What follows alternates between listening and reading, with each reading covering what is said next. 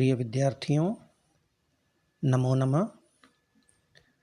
शिशुपाल वध महाकाव्य के प्रथम सर्ग में श्लोक संख्या 47 से आपका फिर से हार्दिक स्वागत है। नारद मुनि श्री कृष्ण के पास इंद्र का संदेश कथन हेतु आए हैं और नारद जी शिशुपाल के इस जन्म के दुष्कृत्यों को ही नहीं बताते, अपितु उसके जन्म जन्मांतर के दुष्कृत्यों को बताते हैं। सबसे पहले हिरण्यकशिपु के रूप की ओर संकेत करते हुए उन्होंने कहा था कि जो दीति का पुत्र था, सूर्य के समान तेजस्वी था और शत्रुओं से उत्पन्न भय का जो स्थान नहीं था, ऐसा एक असुर हुआ जिसे हिरण्यकशिपु कहते हैं। और हिरण्यकशिपु से पूर्व देवता भय का नाम भी नहीं जानते थे। सबसे पहले इसी ने देवताओं के हृदय में भय व्याप्त किया था। उसके पराक्रम का वर्णन करते हुए कहा था कि उसने इंद्रादि चारों दिक्पालों को भी पराजित कर दिया था। यहाँ तक लक्ष्मी भी उसके पराक्रम से आकृष्ट होकर उसके पास रहने लगी थी। हिरण्यकशिपु के भय से ही देवताओं ने दुर्ग आदि का निर्माण किया था और हिरण्यकशिपु निर्बाध गति से सभी लोकों में विचरण करता था। उसके भय से कांपते हुए देवता झुक झुक कर तीनों संध्याओं में उसे प्रणाम करते थे। अब इस श्लोक में नारद मुनि बता रहे हैं कि शिशुपाल जब हिरण्यकशिपु के रूप में था तो आपने ही नरसिंह अवतार लेकर उसका वध किया था। उस समय आपके गर्दन के बालों और नाखूनों का तेज ओज बड़ा अनुपम था। सटाच्छटा भिन्न घनेन बिभ्रता नृसिंहसेहिमतनुं तनुं त्वया समुग्धकान्तास्तनसङ्गभङ्गुरै रुरोर्विदारं प्रतिचस्करे नखैः। नारद मुनि कहते हैं, नृसिंह, हे नरसिंह,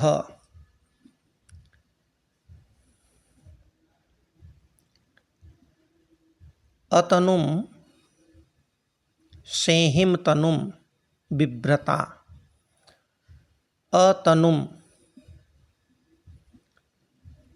अतनुम विस्तृत विशाल, सेहिम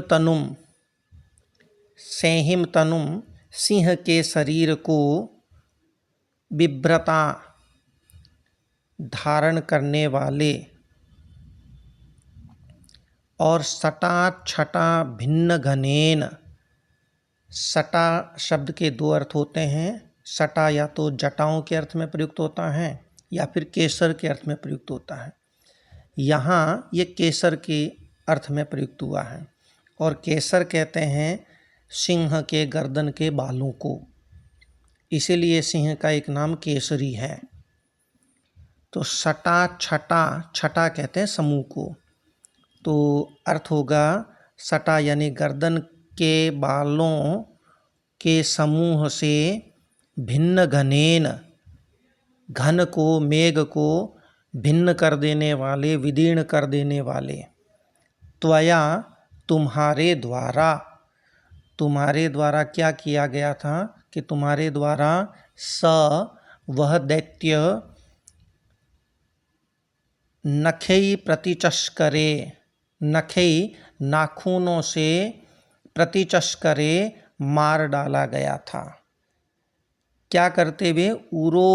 उरोविदारम, उरु वक्षस्थल को कहते हैं, तो उरोर्विदारम वक्षस्थल को विदारम विदीर्ण करके, फाड़ करके, प्रतिचस्करे मार डाला गया था। उरस शब्द होता है वक्षस्थल के लिए, उरु नहीं, उरस। कैसे नखों से? मुग्ध कांता स्तन संग भंगुरई। मुग्ध जो नवोढ़ा, जो नव नूतन जो कांता है, उस कांता के जो स्तन हैं, पयोदर हैं, उन पयोदरों के संग से, संपर्क से ही भंगुरई, भंगुर हो जाने वाले, टूट जाने वाले, टेढ़े हो जाने वाले नखेई नाखूनों से उरोर विदारम प्रतिचस्करे, वक्षस्थल फाड़कर मार डाला गया था। पुनः संपूर्ण अर्थ देखिए।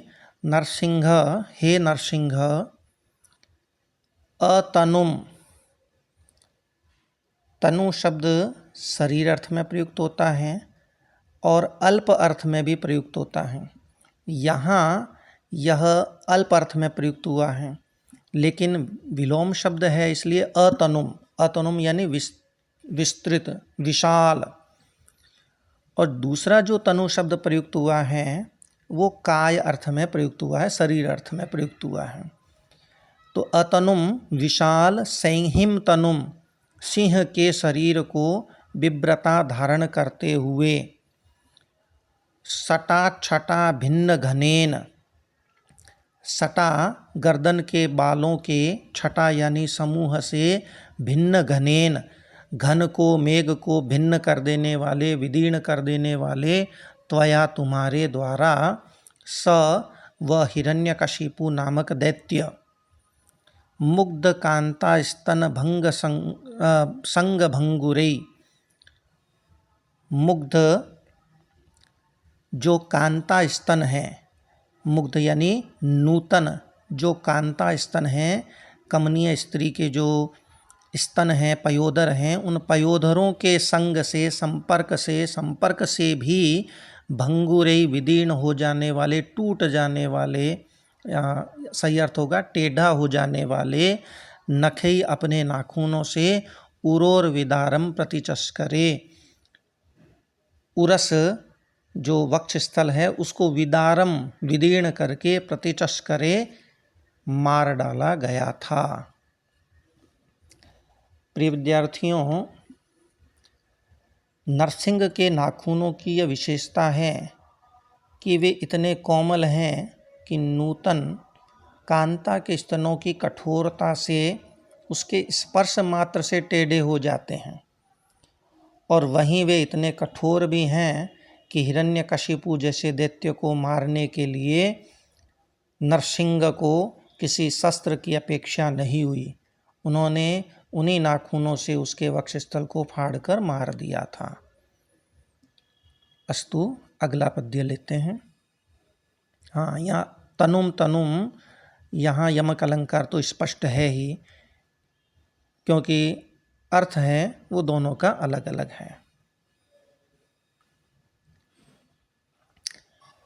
शिशुपाल के पूर्व जन्म का वर्णन करते हुए उन्होंने हिरण्यकशिपु का वर्णन किया। अब हिरण्यकशिपु ने ही अगले जन्म में रावण के रूप में जन्म लिया था, तो उसका वर्णन करते हुए कह रहे हैं कि शिशुपाल के ही दूसरा जन्म है रावण। वास्तव में उसके भयंकर जो कार्य हैं, भीषण जो कार्य हैं, उसके कारण ही उसका नाम रावण हुआ था। कहते हैं, विनोदमिच्छन्नथ दर्प जन्मनो रणेन कण्ड्वास्त्रिदशै समं पुनः स रावणो नाम निकाम भीषणं बभूव क्षतरक्षणं दिवः। विनोदमिच्छन अथ, अथ इसके बाद, जब उसका वध कर दिया गया, इसके बाद स वह हिरण्यकशिपु पुनः फिर से त्रिदशै समम, त्रिदशै समम देवताओं के साथ, रणेन रण के द्वारा, युद्ध के द्वारा, दर्प जन्मनो कंडवा, दर्प जन्मनो, दर्प से उत्पन्न, अहंकार से उत्पन्न, कंडवाह खुजली को, विनोदमिच्छन दूर करने की इच्छा करता हुआ, दूर करने की इच्छा करता हुआ, दिवह क्षतरक्षणम, दिवह स्वर्ग की, क्षतरक्षणम रक्षा को क्षत करने वाला, रक्षा को नष्ट करने वाला, निकाम भीषणम अत्यधिक भीषण अत्यधिक भयंकर, रावणो नाम रावण नाम का, रक्ष बभूव राक्षस हुआ। तो पूर्व जन्म में जो नरसिंह के द्वारा अपने नाखूनों से उसको जो क्षत किया गया था, वो क्षत जो हैं, घाव हैं, वो दूर हो चुके थे। अब फिर से वह घमंड से उत्पन्न उस खुजली को दूर करने की इच्छा करता हुआ उसने रावण के रूप में जन्म लिया। पुनः अर्थ देखिए, अथ इसके उपरांत स व हिरण्यकशिपु पुनः फिर से त्रिदशई समम देवताओं के साथ रणेन युद्ध के द्वारा दर्प जन्मनो कंडवाह, दर्प से उत्पन्न कंडवाह खुजलियों को, खुजली को, विनोदम इच्छन विनोदम दूर करने की, इच्छन इच्छा करता हुआ, दिवह क्षतरक्षणम स्वर्ग जो है दिवह है उस स्वर्ग की, क्षतरक्षणम रक्षा को नष्ट कर देने वाला। इससे स्पष्ट होता है कि उसने देवताओं का सर्वस्व हरण कर लिया था, स्वर्ग की रक्षा को उसने खत्म कर दिया था, नष्ट कर दिया था। तो दिवह क्षतरक्षणम स्वर्ग की, क्षतरक्षणम रक्षण को विनष्ट कर देने वाला, निकाम भीषणम अत्यंत भीषण, रावणो नाम रक्ष बभूव रावण नाम का राक्षस हुआ। रावण के बारे में आप जानते होंगे कि वह विस्त्रवा मुनि का पुत्र था, किंतु उसकी माता कैकसी वो राक्षसी थी। उन दोनों के संगम से ही इसका जन्म हुआ था।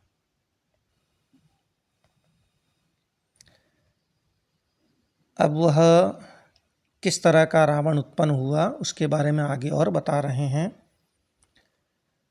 प्रभुर्बुभूषुर्भुवनत्रयस्य यः शिरोतिरागादशमं चिकर्तिषु अतर्कयद्विघ्नमिवेष्टसाहस प्रसादमिच्छासदृशं पिनाकिन। प्रभुर्बुभूषुर्भुवनत्रयस्य, भुवनत्रयस्य तीनों लोकों का, प्रभुर्बुभूषु प्रभु स्वामी, बुभूषु होने की इच्छा रखने वाले, इष्ट साहस साहस प्रिय, यह जिसने जिसने जिस रावण ने, अतिरागात अत्यंत अनुराग के कारण, अत्यंत अनुराग के कारण, ऐसा नहीं कि फल प्राप्ति में विलंब हो रहा था, है ना, उत्साहहीनता नहीं, अतिरागात उत्साह के कारण, दशमम शिरः अपना 10वां सिर, चिकतीर्षु काटने की इच्छा करते हुए, अपने 10वें सिर को काटने की इच्छा करते हुए,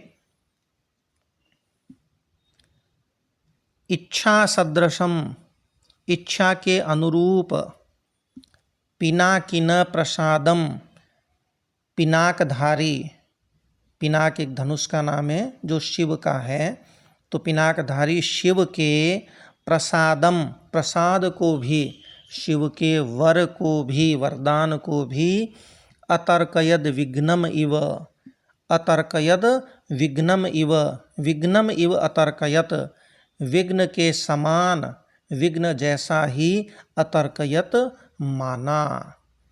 तो यहाँ उत्प्रेक्षालंकार भी स्पष्ट हो गया या इव के कारण।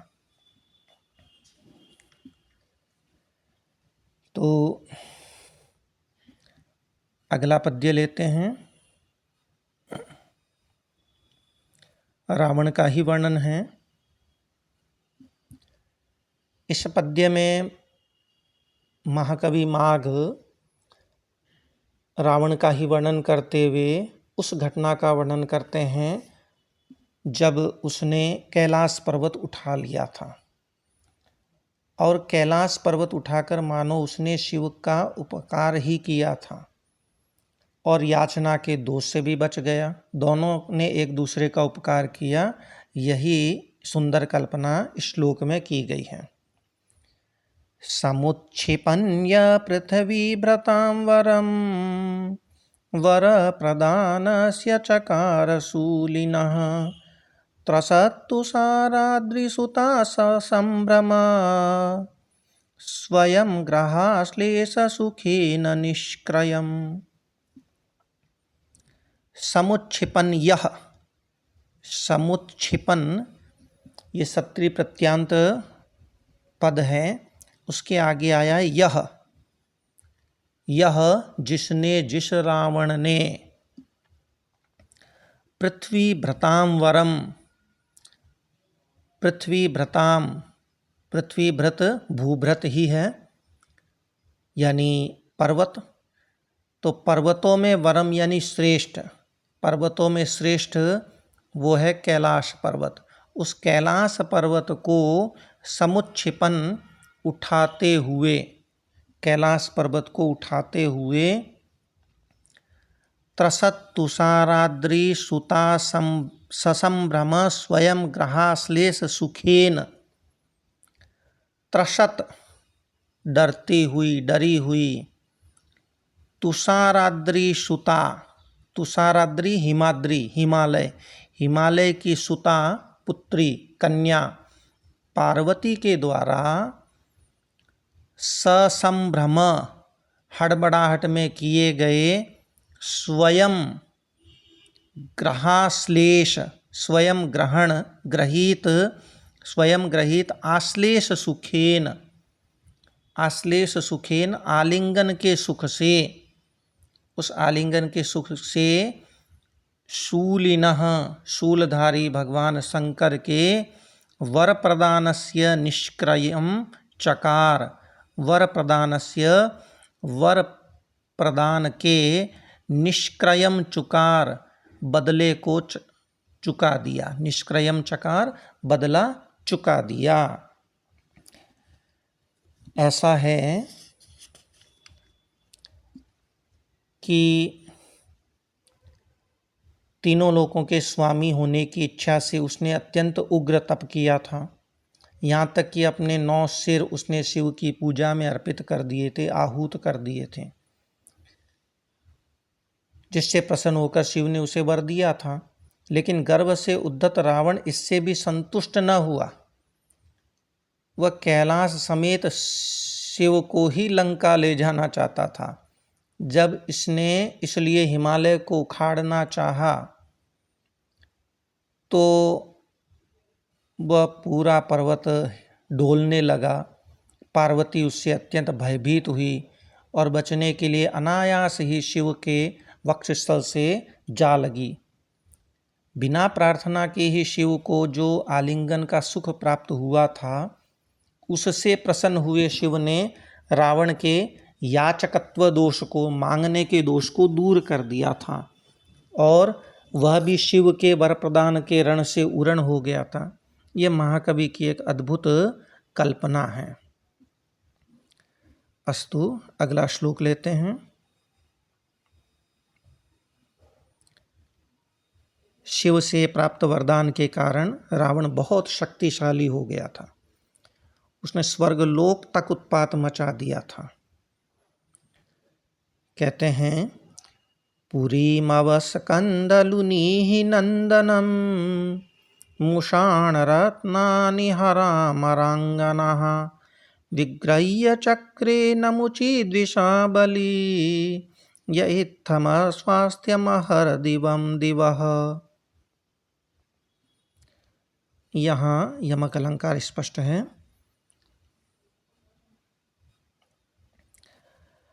अर्थ देखते हैं इसका। यह बलि, जिस बलि ने, जिस बलवान रावण ने, बल जिसके पास है उसे कहते हैं बलि। तो जिस बलवान रावण ने नमुची द्विषा, नमुची द्विषा, नमुची नामक दैत्य से द्विषा द्वेष करने वाले, नमुची नामक दैत्य को नष्ट करने वाले, वो नष्ट किया था इंद्र ने, तो इसलिए नमुची द्विषा इस तृतीयांत पद का अर्थ होगा इंद्रेण। तो इंद्र के द्वारा, इंद्र से, विग्रह्य विरोध करके, इंद्र से विरोध करके उसने क्या किया था? इंद्र से विरोध करके पुरीम अवस्कंद, पूरी नगरी, अमरावती जो नगरी है इंद्र की, उसको अवस्कंद, घेर लिया। या घेरने का मतलब भी सामान्य घेरना नहीं है, वह अब लास्ट में बताया जाएगा। बार बार घेर लिया था। नंदनम लुनी ही, उसके नंदन नामक वन को लुनी ही काट डाला। लेकिन इतना ही अर्थ नहीं है, यहाँ लेंगे बार बार काटा था। रत्नानि मुषाण, रत्नों को मुषाण यानी चुरा लिया, बार बार चुराया था। और हर अमरांगना, और अमरांगनाओं को, अमरांगनाओं को, देवांगनाओं को हर मने हरण कर लिया था, बार बार हरण किया था। इत्थम इस प्रकार, अहर दिवम, अहर दिवम दिन रात, प्रतिदिन, प्रतिदिन दिवह स्वर्ग में अस्वास्थ्यम चक्रे, अस्वास्थ्यम चक्रे, उपद्रव चक्रे मने किया था। बलि यह, जिस बलवान रावण ने नमुची द्विषा विग्रह्य, इंद्र से वैर करके, इंद्र से विरोध करके, पुरीम अवस्कंद, उसकी अमरावती नगरी को बार बार घेर लिया था। नंदनम लुनी ही, नंदन नामक वन को बार बार काट डाला था। रत्नानि मुषाण, उनके जो श्रेष्ठ रत्न थे उनको बार बार मुषाण यानी चुरा लिया था। हरा अमरांगना, और देवांगनाओं को, हर ये क्रियापद है, बार बार हरण किया था, अपहरण किया था। इत्थम इस प्रकार उसने क्या किया था?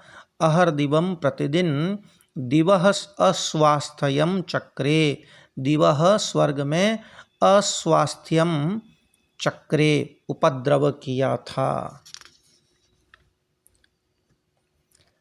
इस श्लोक में महाकवि माघ का व्याकरण का जो ज्ञान है वो बहुत सुंदर तरीके से स्पष्ट हुआ है। ये जो अवस्कंद है, लुनी ही है, मुषाण है और हर है, ये क्रियाएं यद्यपि लोट लकार की है, लेकिन फिर भी इनका अर्थ भूतकालिक किया गया है। लोट लकार ऐसे ये अर्थ नहीं किया कि घेर लो, काट लो, चुरा लो, अपहरण कर लो, नहीं, भूतकालिक अर्थ किया गया है। पाणिनि का एक सूत्र है समुच्चय अन्यतरस्याम, उस सूत्र से क्रिया की जब बारंबारता होती है, यानी जब एक ही कर्ता अनेक कार्यों को बार बार करता है, तो विकल्प से वहाँ लोट लकार का प्रयोग किया जाता है। हाँ, एक सामान्य क्रिया का अनुप्रयोग भी होता है जो यहाँ है चक्रे के रूप में, और इसी कारण से ये सभी धातुएं भूतकालिक अर्थ को व्यक्त करती है और बारंबारता को भी व्यक्त करती है। इसलिए ये अर्थ हमने किया था कि पूरी अमरावती नगरी को अवस्कंद, अवस्कंद घेर लिया। एक तो भूतकालिक का अर्थ किया और साथ में किया क्रिया समभिहारता, यानी बार बार घेर लिया। नंदनम लुनी ही, नंदन नामक वन को लुनी ही माने काट डाला, अर्थात बार बार काट डाला, इस तरह का अर्थ करना होता है। अगला पद्य रावण के ही प्रताप का वर्णन महाकवि द्वारा किया जा रहा है कि उसने स्वर्ग में ऐसा उपद्रव मचाया कि उससे डरकर इंद्र भी स्वर्ग से पलायन कर गया। सलीलयातानि न भ्रतुरभ्रमोर न चित्रमुच्चैश्रवसपदक्रमम् अनुद्रुत संयति येन केवलं बलस्य शत्रुः प्रशंस शीघ्रताम्। अर्थ देखते हैं इसका कि संयति युद्धे अर्थात युद्ध में, संयति युद्ध में, येन जिसके द्वारा, जिस रावण के द्वारा, अनुद्रुतः पीछा किए जाते हुए, किसने, बलस्य शत्रु, बल नामक दैत्य के शत्रु, बलासुर के शत्रु इंद्र ने, बल का शत्रु इंद्र है, तो इंद्र ने अभ्रमो भर्तुः, अभ्रमु जो नाम है वो ऐरावत की पत्नी का नाम है, ऐरावत हाथी की पत्नी का नाम अभ्रमु है। तो अभ्रमो भर्तुः, अब अभ्रमु का पति कौन हुआ, स्वयं ऐरावत हाथी हो जाएगा।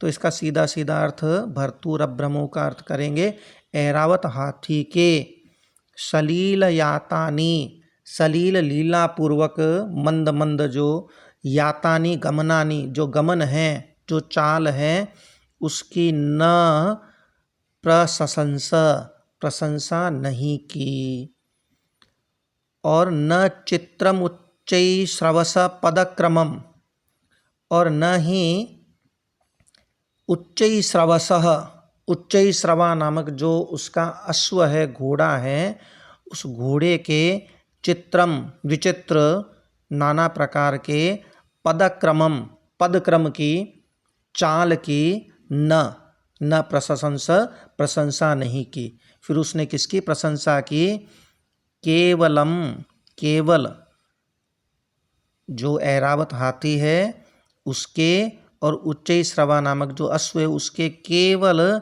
शीघ्रताम प्रशंसा, उनके शीघ्रता की ही, वेगपूर्वक गमन की ही प्रशंसा, प्रशंसा की थी। पुनः अर्थ देख लीजिए। संयति युद्ध में, येन जिस रावण के द्वारा अनुद्रुत पीछा किए गए, बलस्य शत्रु, बलासुर के शत्रु, बल नामक राक्षस के शत्रु इंद्र ने किसकी प्रशंसा नहीं की और किसकी की। यहाँ प्रशंसा एक ही क्रियापद है जिसको हम सब जगह प्रयुक्त कर रहे हैं। तो उसने, इंद्र ने, बल के शत्रु इंद्र ने, अभ्रमो भर्तुः, अभ्रमु के पति अर्थात ऐरावत के सलील यातानी, लीलापूर्वक गमन की, न यानी न प्रशंसा, प्रशंसा नहीं की। और उच्चैश्रवस, उच्चैश्रवा नामक जो उसका अश्व है उसके चित्रम पदक्रमम, विचित्र पदक्रम की, उसके विचित्र प्रकार से चाल की, न, फिर वही न प्रशंसा, प्रशंसा नहीं की। फिर किसकी प्रशंसा की, केवलम, केवल उनके शीघ्रताम प्रशंसा, उनके शीघ्रता की ही प्रशंसा की। अब इस श्लोक में भयभीत इंद्र का जो विरोध सहित जो सुंदर वर्णन हुआ है वो देखने लायक है। अब तक इंद्र जो है वो अपने ऐरावत हाथी के विलासता पूर्वक जो मंद मंद चाल हुआ करती थी उस पर गर्व करता था, उसी की प्रशंसा किया करता था।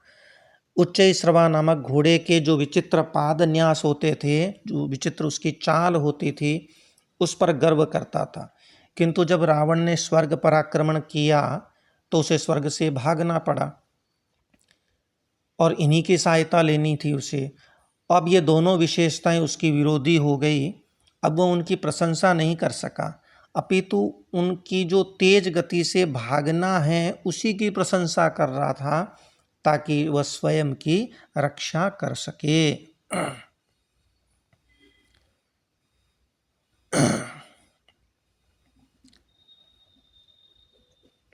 आज का यह अंतिम पद्य अब इस श्लोक में रावण से भयभीत इंद्र का ही वर्णन किया गया है।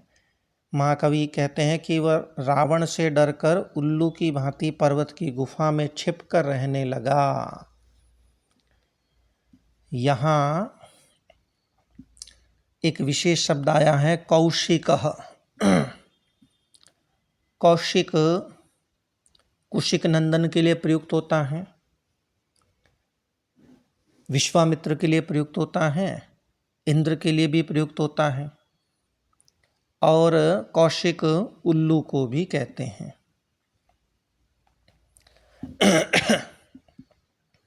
तो अब इसका अर्थ देखते हैं।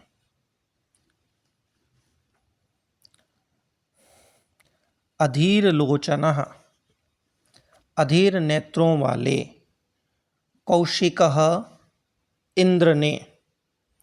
अब देखिए इंद्र भी अधीर नेत्रों वाला है, डर के मारे वो बार बार इधर उधर आगे पीछे देखता रहता है कि कहीं रावण उसका पीछा तो नहीं कर रहा, इसलिए अधीर लोचना। और कौशिक का एक अर्थ होता है उल्लू, उल्लू भी अधीर लोचन होता है, दिन में तो देख ही नहीं पाता है, इसलिए उसे अधीर लोचन उसके लिए भी काम में ले सकते हैं। तो अधीर लोचनः, अधीर नेत्रों वाले, कौशिकः इंद्र ने, सहस्र रश्मे इव, सूर्य के समान, रावण को सूर्य के समान बताया यहाँ, सहस्र रश्मे सूर्य के समान, यस्य दर्शनम, जिसके दर्शन में, जिसके दर्शन को सोढ़ुम अशक्नुवन, सहन करने में असमर्थ होते हुए, उल्लू भी सूर्य का दर्शन नहीं कर सकता, दिन में नहीं देख सकता है, और इंद्र भी क्या है, सहस्र रश्मे इव, सूर्य की भांति, यस्य दर्शनम, जिस रावण के दर्शन को देखने मात्र को भी सोढ़ुम अशक्नुवन, सहन करने में असमर्थ होकर के, हेमाद्रि गुहा ग्रहांतरम प्रविश्य, कहाँ प्रवेश करके, हेमाद्रि गुहा ग्रहांतरम, हेमाद्रि सुमेरु पर्वत है, उस सुमेरु पर्वत की गुफा रूपी ग्रहांतरम, घर के भीतर, प्रविश्य प्रवेश करके, बिभ्यद भयभीत होते हुए, कांपते हुए, दिवसानी निनाय, दिन बिताए, कांपते हुए उसने दिवसानी निनाय, दिन बिताए। अधीर लोचन व्याकुल नेत्रों वाले, कौशिकः इंद्र ने, सहस्र रश्मेः इव, सूर्य की भांति, यस्य दर्शनम सोढ़ुम अशक्नुवन, जिस रावण के दर्शन को सहने में असमर्थ होते हुए, उल्लू की भांति ही, हेमाद्रि गुहा ग्रहांतरम प्रविश्य, हेमाद्रि गुहा, जो हिमाद्री है, हेमाद्री, कहीं कहीं इसका अर्थ हिमालय भी कर लेते हैं, पर हेमाद्री सुमेरु पर्वत ही किया जाना ठीक रहेगा, क्योंकि वो हेममय है, सुवर्णमय है, और चूँकि बर्फ़ भी सुवर्णमय होती है इसलिए हिमालय अर्थ कर लिया जाता है।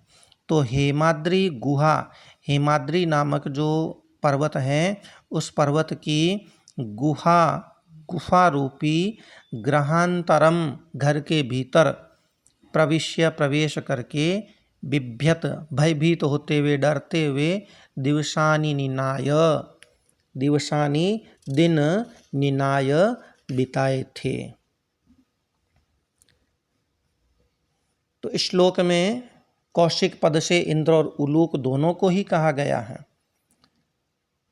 एवं के कारण यह उपमा अलंकार तो स्पष्ट है ही, और कौशिक के कारण श्लेष अलंकार भी है। इंद्र रावण के स्वर्ग पर कब्जा कर लेने से इतना डर गया था कि वह उससे डरकर सुमेरु पर्वत की गुफा में छिपकर रहने लगा, जैसे सूर्य के तेज से अभिभूत होकर उल्लू गुफा में रहता है। अस्तु, नमो नमः, पुनर्मिलामः, धन्यवाद।